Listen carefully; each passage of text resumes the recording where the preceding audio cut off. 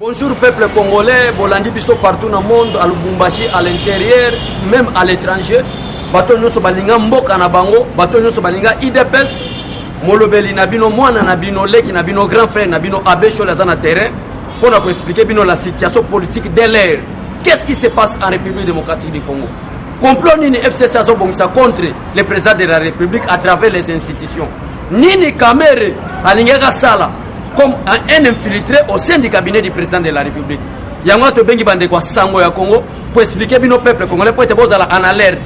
Mais bobo sanate loko moko Jean-Marc Kabunda epsa bino geno peuple congolais bozala en alerte parce qu'à un moment donné tokope sabino asso pour na les aventuriers de la République démocratique du Congo. Malgré nous sommes en coalition, les autres nous sommes en plateforme électorale.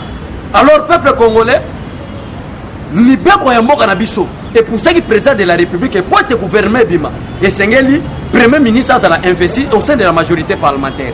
Dans la Leloto Kenda en coalition, Bango Bata FCC Bakanisa qui un jour, Félix Tshisekedi a reçu la 6 mois. Yamana Kabila Longwe Awa, a Keti na Tanzanie, qui non, je ne vous dis pas au revoir, mais je vous dis à bientôt. Et il pensait que Félix Tshisekedi a bololé le col à Laurent Désiré Kabila. Babo Mayen a pété, Alexis Tamboué Mwamba, ça la intérim. Mais Félix Tshisekedi mutu akemba kindoki nyonso abonzambe o nzamba pesa ne tient Tshisekedi elati Félix Tshisekedi baluki atanta na ba moyen nyonso bakokite baluki ti basa sa ba crash Antonov bakokite bamoni elilingi ya Tshisekedi ezo matana Antonov mais batala na kacha zate pour te babomai bakomi na suka pour il ne croyait pas que Félix Tshisekedi va totaliser 10 mois. Alors bakomi maintenant que ça la crise na l'institution. Quelles sont les crises au bana ko préparer Baba Nananuko, Beta, le vice-premier ministre à l'intérieur, Gilbert Kakonde. Place peuple congolais, tu veux comprendre que hyperkit Oyo, Chadari Aloba qui ne serait pas hyperkit politique, mais c'est l'hyperkit physique. Yabato Baye Kolaga Dojo, Labato Basalaga Karaté, Chadari. Hôtel même le qui ont répondu à Bato Bazo la politique. Chadari. Alors, à pousser ma aventure des escrocs à Katsinabango, qui ne toucher le vice-premier ministre na préséance selon la constitution, il est au-dessus même de tous ces députés là. On doit respecter le premier ministre, et ça c'est la constitution, le vice-premier ministre. Alors mon frère Gédéo, quelle est maintenant complicité FCC Alinga Sala pour déstabiliser les institutions?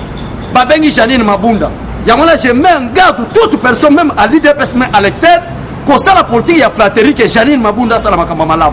Un risé Moutazan Nzota Rwandaise. Qu'est-ce qui prouve qu'elle est votre frère?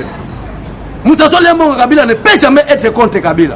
À celle moi, ma déclaration à l'Okuta, nous sommes appelés Madame Janine Maboun. Allez, complicité à Janine Maboun, allez, suspendre maintenant les députés qui a parlé à mal au vice-premier ministre. Complot Ezaline, le chef direct, il y a des députés. Ezaline, Janine Mabunda, assistant des députés et chef direct et ministre. C'est le premier ministre. Le premier ministre maintenant en son tour, mon frère journaliste, aligné assistant de le vice-premier ministre. Mais vous oubliez que le président de la République, sur ordonnance présidentielle, a nommé des gestionnaires dans des entreprises. SNCC, na GECAMI. On a vu ce de la CACA et pas il y a vice-premier ministre, il y a premier ministre plutôt. A poussé ministre, il y a portefeuille, Clément Koueke, pour être notifié, on va faire la remise et reprise. Le premier ministre Ilunkama n'a jamais demandé des explications au sein du ministre Clément Koueko qui est le ministre du portefeuille. Et le loyo, Gilbert Kakonde attaqué par le peuple, par les députés. Maintenant, toi Ilunkamba, Sylvestre, soi-disant premier ministre, on s'est parvenu Kolobake, tu demandes les explications au vice-premier ministre.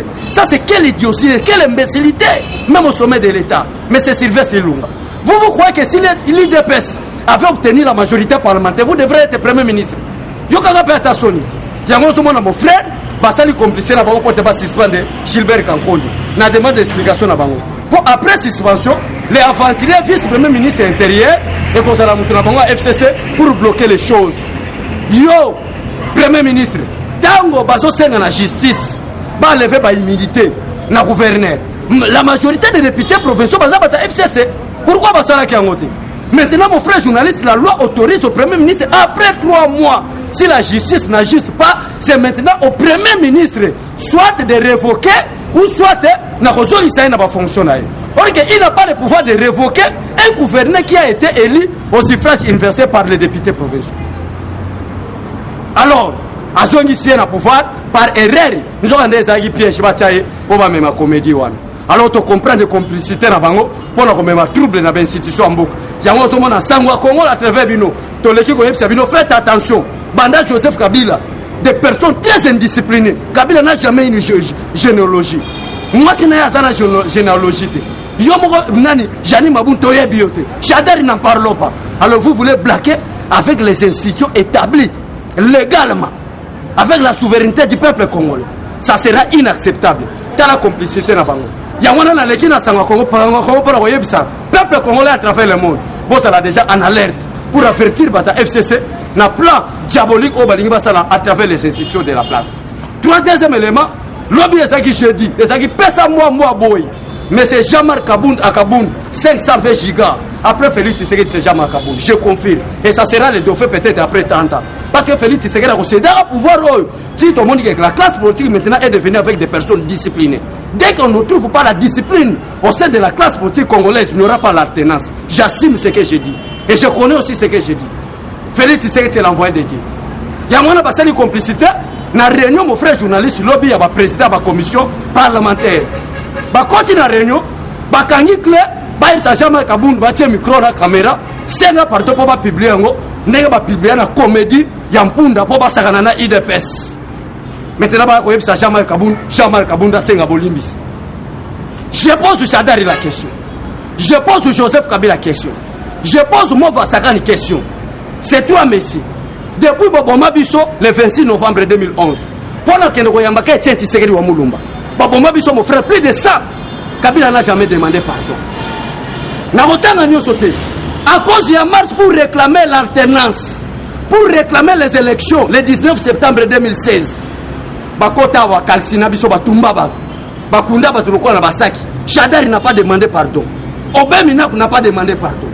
Le logement Kabound 520 gigas a recadré Kabila pour Kabila a mal éduqué. A recadré Kabila Chadari pour Kabila a mal éduqué. Ce sont des indisciplinés politiques. Oh, justice, c'est qu'il a chassé Bango au sein de la classe politique congolaise. Mais au nom de la paix, tu as vu qu'il y a une coalition. Bazof va prévenir que Jean-Marc Kabound, pour que Jean-Marc Kabound a fait pardon. Na mabeni ya sali. Mabe parce qu'il y a un Bango qui a nager. Mabe Karapo a nager.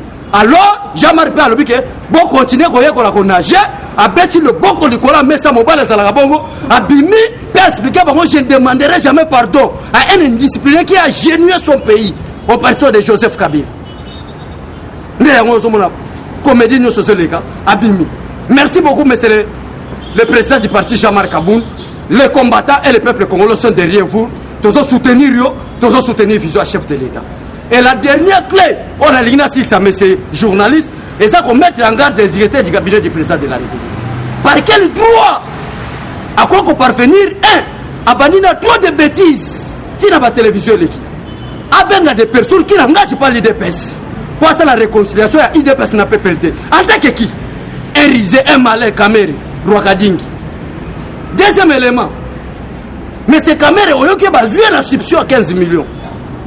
Troisième élément, il y a un Pessinga Kanda pour adresser na Sangwa Congo.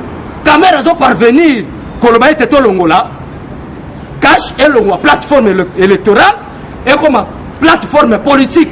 Quelles sont maintenant les conséquences pour faire l'idée de l'IDPS et les parlementaires déboutent le bazouté, on a cache. Parce que dès que vous mettez comme plateforme politique, les leaders ne sont pas sangani, moi IDPS a du mal, l'autonome et ça l'a quitté. Complicité au Banigaba qui nous à Genève pour pas qu'un Félix Tshisekedi Mounoko Abimakanda commette Babin Martin Fall. Je mets en garde M. Vital Kamerhe. Ce que vous avez malin, Félix Tshisekedi n'est pas malin. Félix Tshisekedi est plus intelligent. Je dis et je vous remercie. Bye bye.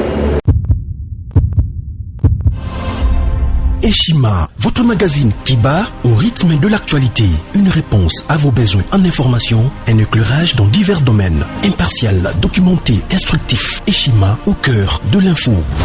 Retrouvez la nouvelle édition. Exclusivité. Sakombi Molendo, le réformiste qui vient stopper l'hémorragie. Suspension des fonctionnaires peu intègre, numérisation des titres fonciers et climat de confiance avec les collaborateurs. Le nouveau gestionnaire des terres congolaises fixe les nouvelles règles de jeu. Focus, Lambert Mindi, Omalanga, le souverainisme comme un dogme. Redressement délaissé, Tomaluaka Losenjola, l'homme de la situation. Dossier Eshima, fini les vacances, vive les rentrées. De la politique au judiciaire, en passant par les scolaires, les derniers trimestres de l'année 2019 en RDC est décoiffant. Économie, BCC, un cadre des rétrocommissions et détournements à passer au peine fin. Découverte, Claude Ibalanki et Colomba, les coordonnateurs du MNS au centre de l'action de Félix Tshisekedi dans le Grand Lac. Les dialogues et pourparlers en RDC qu'en tire le peuple. Tubaou, la clé de la mythologie kassaïenne. Retrouvez l'intégralité du magazine Eshima dans les kiosques.